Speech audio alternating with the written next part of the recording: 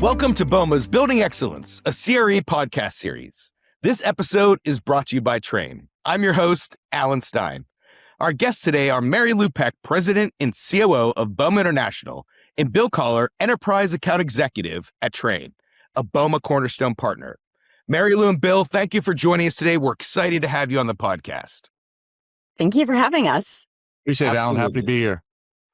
So, Mary Lou, you're familiar with this from our last conversation, but to break the ice and learn a little bit more about the both of you outside the office, let's do a quick round of rapid-fire questions. Are you ready? Ready. All right. Mary Lou, you're exempt from this first one since you answered it on our last podcast. But Bill, what is the last book you read? What got you here won't get you there. I love that book and some great insights on changing your thinking and challenging the status quo. Let's say that. Great. Mary Lou, what is the most used emoji? It's the laughing emoji, and I use it more than I should admit. Like if you scroll through my text, you would think I spent the entire day laughing. Bill, how about you? I use this one a lot because someone throws me a question and I don't know the exact answer, but I'll find the right answer for them. So I find myself using that sometimes. That's funny. How about favorite season, Bill? I'll go with spring, just after the doldrums of winter, seeing everything brighten up and green and hear nature come back to life. I kind of like that time of the year speaks well to me. Mary Lou? Same. I love spring. It's better energy, better weather, sense of what's possible, and I'll take momentum over hibernation any day. Great. And last question. Mary Lou, do you prefer coffee or tea? Definitely tea. I've never been much of a coffee person. Bill? I got to hit the coffee. I'll touch tea every once in a while, but coffee's the go-to to get things moving. Yeah, I'm in that court personally. I need 6 cups before 8 a.m. or the day's ruined for me. So, all right. So, Bill, before we kick off our conversation for today, can you just give us a quick snapshot of your background and how you got started in the industry? Sure. My background starts way back in the late 90s as a commercial real estate broker. I helped lease and develop office and industrial properties. And through that part of my career, I was introduced to Trane and actually helped them purchase a air handling factory, which is still in use today. Through that, came to Trane and worked a lot on the commercial real estate side because of my background. I knew how buildings were built and sourced and funded, but not necessarily operated. And to mesh those two with the HVAC world was a great fit. And so 22 years later, escalated to a national level and managed the relationships with BOMA and a lot of the FM providers nationally and internationally. Great. So we're about a month out, a little over a month from an incredibly successful annual conference in Long Beach, California, with Mary Lou's State of the Industry as a highlight of the week. It covered the incredible foundation shift our market is seeing as we move from static assets into dynamic living portfolios. So, Bill, we asked you to join us today representing our vital industry suppliers and partners to give us some of the key takeaways from the presentation. I know you were in the room for Mary Lou's address. I'd love it if you could kick things off for us by giving us your thoughts on the session and what specifically stood out to you. Well, let me first state that Mary Lou's presentation is outstanding. I look forward to it every year. She really takes a deep dive into what's going on to the industry as a whole and presents it in a format that doesn't speak over everyone's head. And she connects sides of the business that some people may work in that don't understand how the finance function works. Well, she brings those two together. And it's one of my favorite parts of the session every year. So kudos to you on that, Mary Lou. But this year in particular, the focus on energy savings, operational efficiency, and responsiveness in the dynamic world we're in and with occupancy differences. Mary Lou, could you set the stage for our listeners and talk about the research that went into capturing the data you presented? I understand that BOMA took a different approach this year by collaborating directly with BOMA International's partners to get real-time trends versus something that might be dated. And this day and age, that's so important. matter? Could you elaborate on that a little bit? Yeah. So what we did differently this year is that we deliberately moved beyond just the traditional research, which traditional market research is important. But we went straight to the organizations that help operate, measure, secure, and optimize buildings every single day across all different assets. So Trane, Yardi, Siemens, Building Engines, GP Pro, and Allied Universal all opened up their research to us. And I really want to thank them for that because it allowed us to move, to your point, Bill, beyond opinion and looking at actual real-time operating data. So we were looking at occupancy patterns, energy trends, technology adoption, tenant behavior, what people are actually doing inside of buildings, not just what they say they're doing. And one of the things that came through in nearly every single data set was that investors want proof. What does it cost to run this building? How's that trending? Can you show me in real time? And it's a very different conversation than we were having a few years ago. And we were really able to ground the perspective because our partners like Trane shared that real-time data that helped us see the market more clearly. And that's frankly, that's the power of the BOMA community. Yeah, really is just awesome that you were able to tap into, the power and the data that those companies and partners provide. It just shows how it's really a collaborative ecosystem. Yeah. Looking closer at those market shifts, Mary Lou made a statement during her address that caught a lot of attention. The traditional 5-day office week is no more. Bill, from your perspective, what is your take on how that reality is shifting? What a dynamic shift we've been through in the last 5 years since COVID and then coming out of COVID. And your property management professionals are essentially operating two buildings now. They're operating one on Mondays and Fridays that are maybe 30% occupied. And throughout the rest of the heart of the week, maybe 65, maybe 90% occupied, but very different dynamic than pre-COVID where it was, 80, 90% every day. And so I guess my question to you, Mary Lou, there's a lot of elements to operations in the spotlight right now with building evaluation. And how do the needle movers accomplish that change? I would say the biggest needle mover is really boils down to stop guessing and start measuring. For years, building operations ran on assumptions. So a schedule was set and it kept running whether or not it matched reality. And today, the best operators let the data tell them what's actually happening. So some examples, take something as ordinary as trash. The old way was a fixed route. Every bin, every floor, every night, whether it's overflowing, whether it's got one cup of coffee in it. Now there's sensors and small cameras inside the receptacles, and they can see the fill level. So the bin on floor 12 that's full at 2 o'clock, it gets emptied. But the one on floor 9 that nobody's touched gets skipped. So we're seeing buildings deploying labor where the need actually is, not where the schedule says it should be. And it's the same with restrooms. So technology exists now that tracks how many times a door swings, how many dispenses come out of a soap unit, how much paper is left in a roll. So the system doesn't tell your team, go check the third floor. It tells them the third floor restroom has had 200 entries since morning and it's low on towels. So that's a different job. People stop patrolling and they start responding. And you also find out the floor that everybody assumed was the busiest actually isn't. And, space tells the same story. If a floor is dark or an amenity space isn't being used, it's sat empty all day, why are we heating it, cooling it, lighting it, and cleaning it exactly as though it were full? So, Bill, like you said, a building running 60 to 75% capacity on a Tuesday and closer to 20, maybe 30 in some cases on a Friday, it's not one operating profile, it's two. And when it uses the same schedule for both operating profiles, that mismatch costs real money. So, we talked about trash, towels. The hard version is air. You can't see it, but tenants feel it immediately, and it's running every square into the building, whether anyone's standing there or not.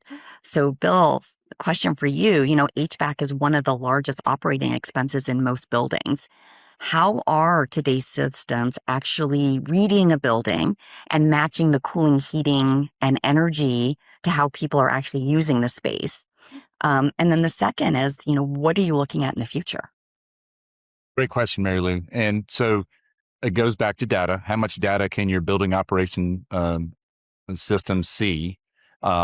Sometimes they can integrate with lighting. And to your point, if the space is dark, then we pull that off of occupied level, and the HVAC pulls back. You have your traditional operating schedules. That's old school. You set it in a calendar. I want it on from X to Z. But as we've talked about, that's not necessarily applicable. And so the more sensors you can see, the more data you can feed into the system, let it know if people are there or not, then the system can back off. Well, that also plays into your maintenance. So if less people causes less particulate, causes less filter changes.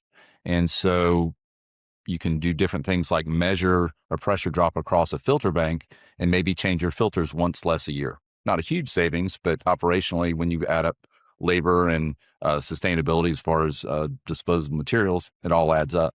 So small things like that. And as we go forward, as AI develops, more and more data can be fed into it. The systems that we'll talk a little bit later about are going forward, become more and more intelligent on telling your HVAC systems how to run more efficiently and effectively for the populace that's in that building at that time. Yeah. Operational data customization is clearly where the value is being created today and key for the future. It reminds me of an acronym I like to use, the 3Ds, data-driven decisions, and that ultimately will be what it will help buildings to make sure that they are able to meet those needs of their occupancy on those certain days, is making sure that they're using the data to drive those decisions. So very good, very insightful. So now for a quick word from our sponsor, Trane. Trane helps building owners and operators unlock better outcomes across the entire portfolio with end-to-end capabilities spanning HVAC equipment, controls, service, energy solutions, and strategic support. From improving efficiency and reliability to enhancing occupant comfort and advancing sustainability goals, we help turn building performance into business performance. With Trane, you gain connected solutions designed to reduce risk, optimize operations, and deliver measurable value at every stage of the building lifecycle. Your next opportunity could be one connection away. BOMA opens doors for you to build relationships with industry leaders, expand your network, and access education and advocacy to advance your career. Join BOMA today.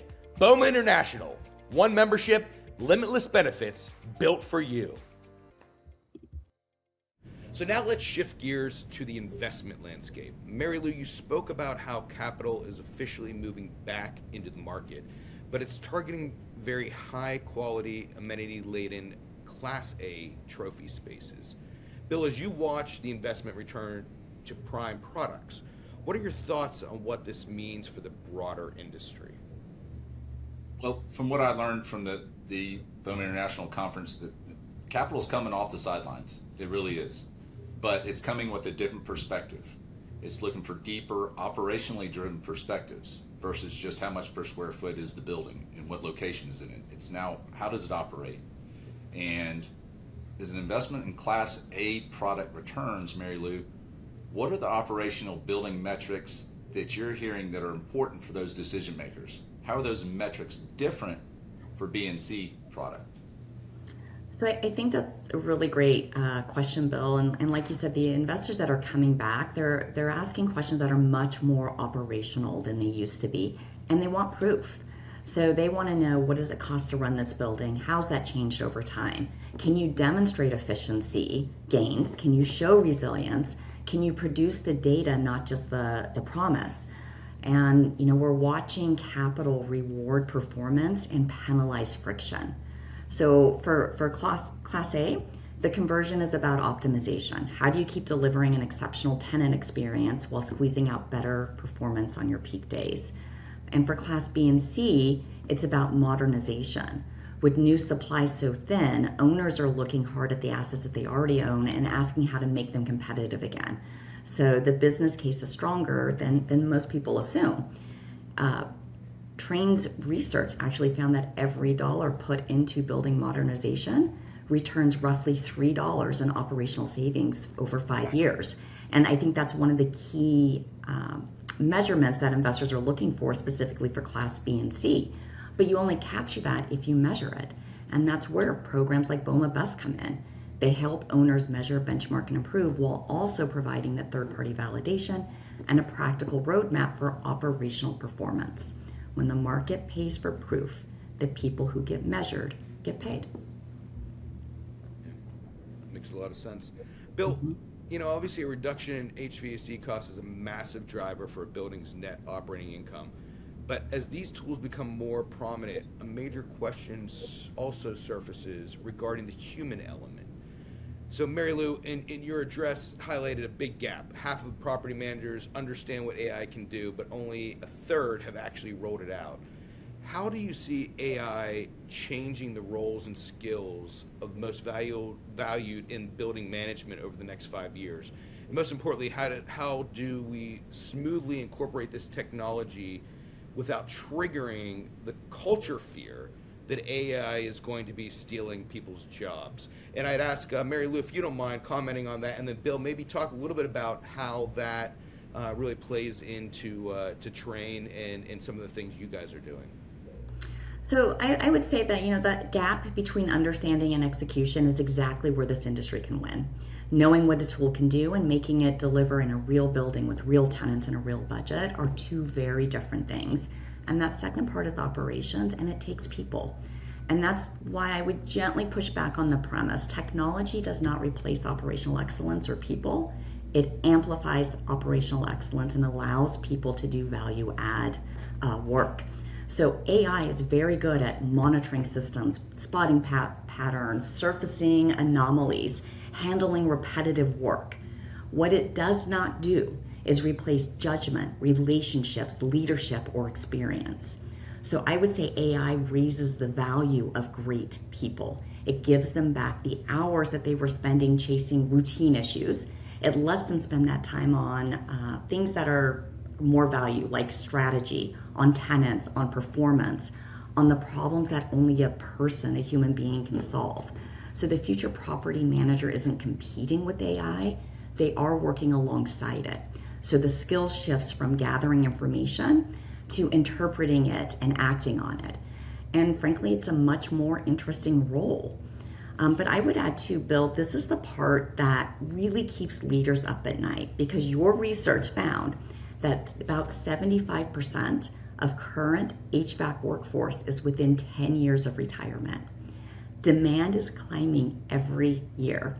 So that says that the real risk was never that technology is going to take jobs. It's still, we don't have enough people to fill the jobs. So I'd ask you, Bill, what are you seeing, and what happens to all that knowledge when it walks out the door? Great question, and that's certainly something Trane has been concentrating on, to the extent that last fall we just opened a 40,000 square foot technician centric training program, a facility, and have kicked off a program that has every one of Trane's products, both digitally and our hard assets, in place. And we're currently running different cohorts of our prime technicians through those programs to try to build the workforce and give them a real hands-on experience that's not just go out the field and call in and we'll walk you through it. You get walkthrough on prime equipment and controls and how they work together. So anyhow, that's an aside to the AI portion where we're implementing that and making, it's kind of like a co-pilot for your technician. A lot of the administrative stuff and some research on a piece of equipment can be done automated through AI before they get to a site. So you have more intelligent dispatch. Technician kind of knows what he's going to get into before he gets to the site.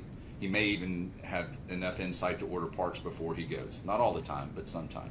So the struggle is, how much do you push the AI right out of the gate before it might not be ready for prime time But by the same token, you have these tools that you want to implement to make people more effective at what they do, so that you don't have to have quite as many hands on deck to accomplish the same repair that might need to be done. You supplement those technicians with AI, and they become more effective. Yeah.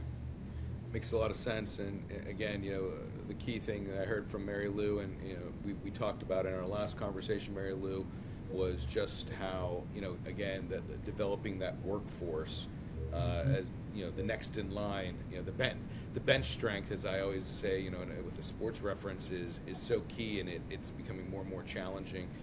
Not only in the commercial real estate space, but as Bill and Trane has mentioned, in the the trade spaces as well, and with some of our industry partners. So that will definitely be something where I think we try to work on and figure out how do we really, what's the balance between using AI and maintaining that workforce to support our customers in the future. All right, well, it has been an incredible conversation, and I thank you both for joining today. Before we wrap up, I want to ask both of you for some final thoughts. Bill, let's start with you. From the supplier partner perspective, what is your one takeaway from this market outlook that that Mary Lou presented at the State of the Industry, and how you're going to be using that information moving forward with the rest of the year? Well, Alan, my biggest takeaway is BOMA's leaning in. The new perspective of advancing the research by going to industry sector experts and packaging those best practices to be broadcast to its members is an extremely valuable resource. This is a critically dynamic time for a facility management professional, and having a trusted organization like BOMA lead the discussion is of paramount importance. Great, that's very well said. Mary Lou, as the President and COO of BOMA International, what would you like to add to that as a final message to our audience? I would just add a couple things. First of all, never underestimate the value of working closely with your suppliers. They work with multiple organizations across assets and industries, and they are such a valuable source of data and market intelligence. Commercial real estate is being refined. The buildings that are succeeding right now are not necessarily the newest and the most expensive. They're the buildings that can demonstrate performance. They adapt to changing conditions, and they use data to make better decisions. So operational excellence has never mattered more. And the good news is BOMA members have been doing this work all along, running buildings efficiently, serving tenants, managing risk, improving performance, solving problems. They do that every single day. What's changed is that the market is finally starting to pay for it. Mary Lou and Bill, again, thank you both for joining us today, and a big thank you to our sponsor, Trane. Thank you, everyone, for listening to BOMA's Building Excellence, a CRE podcast series, where the conversation doesn't stop and the industry keeps moving forward. Until next time, this is Alan Stein, signing off.